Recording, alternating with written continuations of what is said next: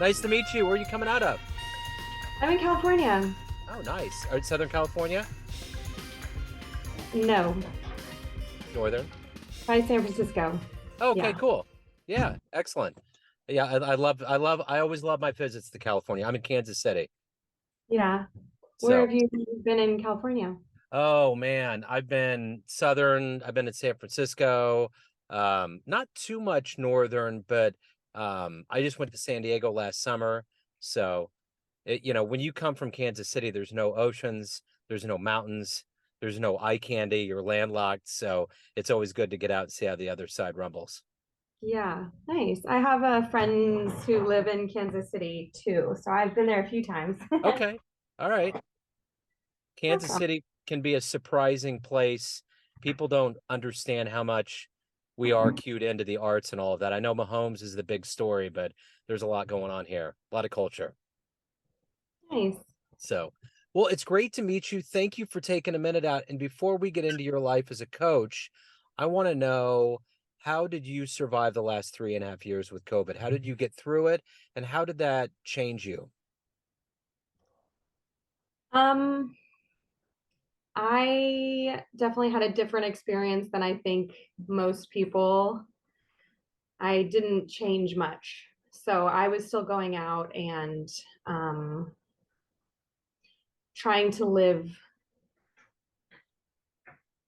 how I wanted. Sure. But that's not everyone's experience, but Right. Well, I mean, it had a monopoly on us. You had to do what you had to do. Um, I found a lot of things about that time period to be strange, about restrictions and ways of protecting ourselves, like going into restaurants. You wear the mask in, but you spend 2.5 hours without it on and then put it on before you leave. There was just things that were strange that just the whole time period was very Twilight Zone. yeah, yeah. And, I'm glad people found ways to feel safe. So, Yeah, yeah, for sure. So let's get into exactly what you do for a living on a daily basis. I'm going to put you in front of a bunch of third graders. It's career day. One of the kids looks up and says, "Hey, what do you do for a living?" How do you answer that child? are you the kid that I'm speaking to? I will most certainly be in the third grade again. Let's do it. No more bells. Let's go. So, I would kind of ask you, like, do you like to have fun? Yes, absolutely. Yeah. So, I think that's so important to have fun in your life. And sometimes we forget that. So, I like to help remind people how to make sure they're still enjoying. That's how I would tell a third grader. Okay, because we Yeah. tend to forget that when we get older. Yeah. Adults revert to levels of mundane sometimes. So let's what did you want to be in the third grade? What was your dream to grow up and become? I loved photography and swimming. Yeah. Okay. So I'm curious how this path to becoming a coach happened. Take me back to where you were born and raised, and what were the seeds that were planted into you to want to help people? Um, well, I've mentioned swimming, so I think, I had a difficult childhood maybe of not always for swimming, it was like I was never the best or, like my coaches maybe didn't. That's the impression I got as a swimmer growing up. So as an adult, I look back and realize, self development, understanding who I am, and not you can't worry about what other people think of you, but it's like ingrained in us almost. It um, is. yeah, so that's kind of the self development and personal growth is really I would say where I've come from. Okay. So Oh, who's been a hero for you, an inspiration for you in your life? oh gosh, I just was reading Michael Phelps. I started it. He maybe it's a memoir of his journey um, receiving all of his medals. Um, so that was fun being able to watch him Yeah. because, yeah, and something you learn about Michael Phelps is he has a really long wingspan. Yeah. um, so I definitely admired him. I got to meet one of his relay buddies when I was younger. Cool. Oh, Jason Lezak, I think. Okay. Cool. Yeah, every time I think about swimming, I always remember it's the only thing that we can do as humans where we absolutely use every muscle in our body. Ooh, I love that. Nice. It's pretty cool. So you may have already answered this, but if you could meet one person alive on the planet right now and spend some time with them that you admire, who would it be? Someone I haven't met. Someone you haven't met. Uh, I mean, I feel like it would be my neighbor. It wouldn't be like someone famous or anything. It would be like more of like someone in my community. Okay. Yeah.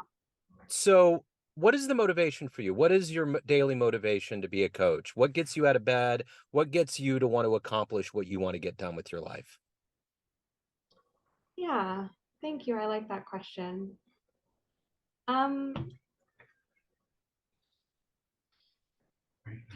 I definitely am working on myself always.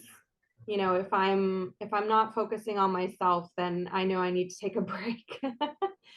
Or, you know, that has always helped me in my process, focusing on myself.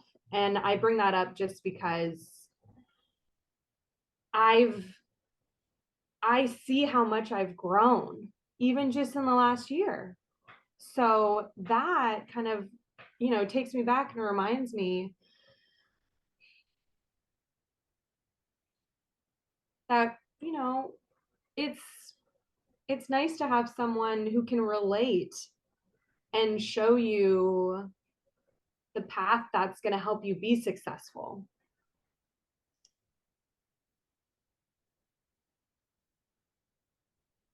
And you have a flashlight helping people find that path.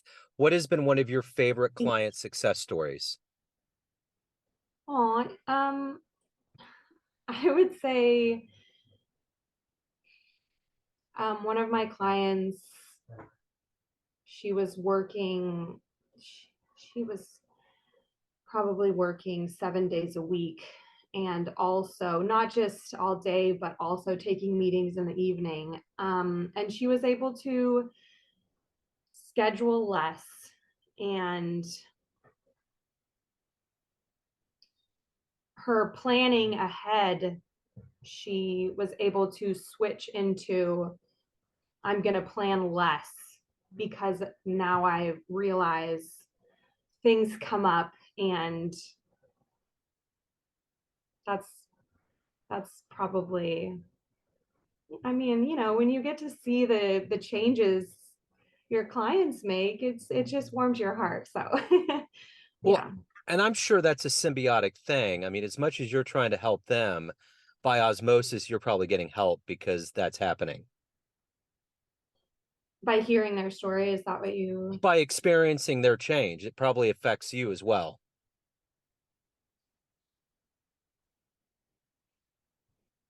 um I do, as a coach, I do try and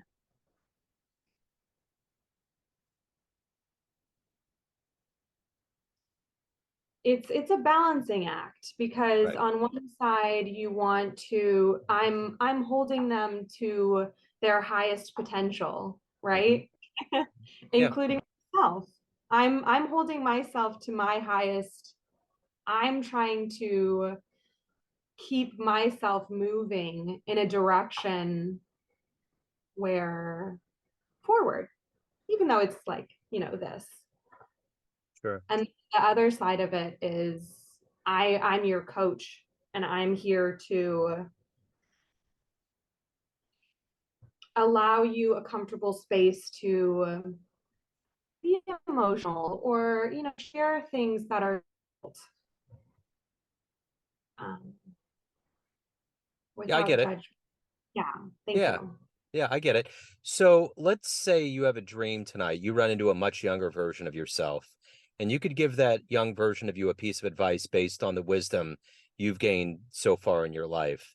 What advice would you give to your younger self? Did you say I have a dream? It, Oh, I have a dream and I see my younger self. yeah, Okay. Um,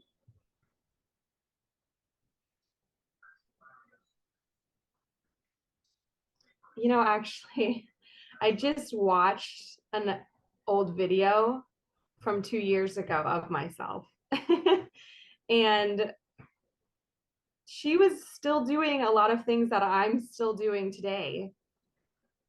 But in that moment, I know because I'm her that I wasn't confident in those steps, those actions. I wasn't confident. I wasn't, I didn't know that they were going to get me to where I am today. You know what I mean? It's, I think we see other people and they tell you, this is how you do it. This is the action. This is the plan. This is the, it's good to have a plan. mhm. So that's how often people, they share their plan. And that it definitely does work. And we're all unique. We're all, waking up at 4 a.m. works for me. Do you feel like that would work for you? I guess it all depends on what's going on. I like that. Yeah. So, I mean, not usually. It's not a habit. Yeah. So, So, yeah, we're all unique and we're all different. yeah. So, So let me ask you a question. Of all the things that you've done and accomplished so far in your life, what are you the proudest of?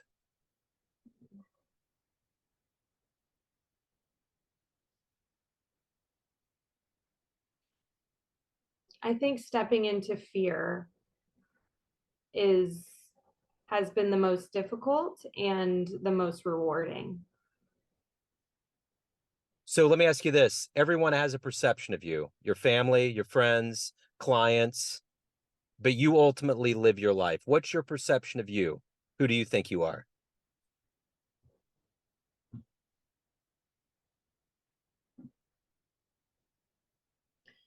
I think it's evolving. It's not something stagnant, and that's something just to remember because our experiences often might keep us stuck in believing that that's the only way. That's the only, let me give an example. Would Sure. that be helpful? Sure. Yeah, absolutely.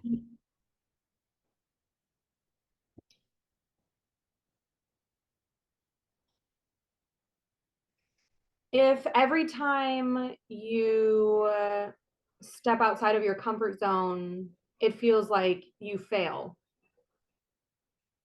if you continue to hear that story and tell that story, it's going to make it harder to continue to step outside of your comfort zone.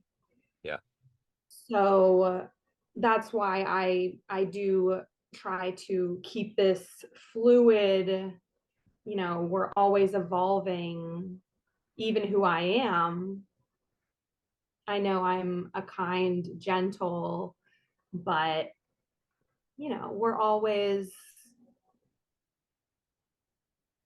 evolving, Yeah, that makes sense. That makes flowing. sense. Thank you. Yeah. So let me ask you this, in our lives, we have lineages of people that are in our families, and sometimes just because we were born at a certain time, we didn't get to meet certain family members. Is there anybody in your family that you heard about that you would have loved to have gone back in time and met and gotten to know because of what you were told about him? Aw. I mean, I would have loved to spend more time with even just my grandparents. Yeah, I keep very close. I get to wear my grandma's engagement ring actually. nice. um, but yeah, I mean, I would have loved to even just ask her more questions, even though Yeah, we have a relationship. yeah, right on. So, Nicole, if anyone out there wants to learn more about you, your services, hire you, anything about the world, where should they go? My preferred platform is Instagram. So my Instagram is Nicole Coaching G. And yeah, that's message me, Excellent. Nic- follow me. Even, yeah. Excellent. Good deal. Nicole, thank you so much. I'll put that in the show notes, obviously. Thank you for your story. Thank you for your time today, and best of luck with everything. Yeah, same to you. Thank you, Joe. Thank you. Take care. Bye. See ya.